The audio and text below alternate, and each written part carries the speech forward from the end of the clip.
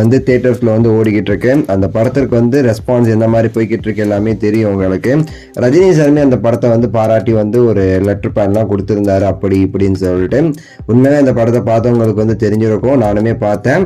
அது சந்திரமுகி 2 கிடையாது, சந்திரமுகி ரீமேக் பண்ணி வச்சிருக்காங்க. அதான் உண்மை. ரஜினி சார் அதுதான் சொன்னது. அது வந்து வேற ஒரு கோணத்துல எல்லாருக்கும் வந்து பிடிக்கிற மாதிரி வந்து ரீமேக் பண்ண வாசகர்களுக்கு வாழ்த்துக்கள் அப்படிதான் சொல்லியிருப்பாரு. அது 2வே கிடையாது, அது சந்திரமுகி படத்துடைய ரீமேக் தான்.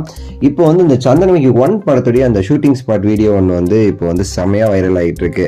அதாவது ரஜினி சார், விஜய் சேகர், அப்புறம் வந்து நம்ம ஆளு பிரபு எல்லாரும் பிரபு அவர்கள் மட்டும் கொடை பிடிச்சிட்டே வருவாரு. அந்த ரஜினி சார் வந்து பக்கத்துல வந்து ரஜினி சாருக்கு சேர்த்து கொடை பிடிக்காம வரும்போது ரஜினி சார் பிரபு அவர்களை வந்து தள்ளி நீ போ வராத அப்படின்னு சொல்லிட்டு பக்கத்துல வந்துட்டு ப்ரொடியூசருக்கு மட்டும் தான் கொடை போல செல்ஃபிஷ் ஃபெல்லோ அப்படின்னு சொல்லிட்டு போவாரு. பிரபு அவர்களை பார்த்து செல்ஃபிஷ் ராணி அப்படிங்கிற மாதிரி வந்து சொல்லிட்டு போவாரு. காமெடி ஆட்டு அங்கே உள்ள எல்லாருமே சிரிப்பாங்க.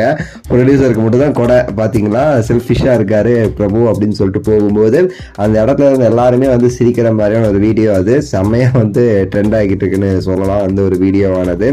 ஸோ இந்த படத்தோடைய இந்த வீடியோ திடீர்னு ட்ரெண்ட் ஆகிறதுக்கான இப்போ சந்திரமுகி 2 வேற வந்திருக்குல்ல, அதனாலேயும் ஒரு காரணமாக தான் இருக்குது இப்படி வந்து ட்ரெண்ட் ஆகிட்டு இருக்கிறதுக்கு.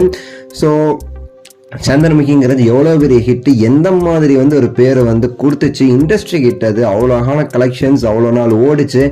சந்திரமுகி 2ன்னு எடுக்காமல் இருந்துக்கலாம் அப்படிங்கிறது என்னுடைய ஒரு தனிப்பட்ட இது. நீங்கள் பார்த்தோம், நீங்களும் கமெண்ட்ஸில் சொல்லுங்கள். நான் நிறைய தலைவர் ஃபேன்ஸ் வந்து ட்விட்டரில் வந்து எதுக்கு எடுத்தீங்க, எதுக்கு அப்படின்னு தான் எல்லாருமே கேட்குறாங்க. நேற்று நானும் அந்த படத்தை பார்த்துட்டு அப்படி தான் யோசிச்சுட்டு இருந்தேன். நல்ல வேளை தலைவர் வந்து நடிக்கலை, சரிங்களா. அவர் ஏதாவது சின்ன கேமியோ பண்ணுறேன்னு சொல்லி வந்திருந்தா கூட அவ்வளோதான்.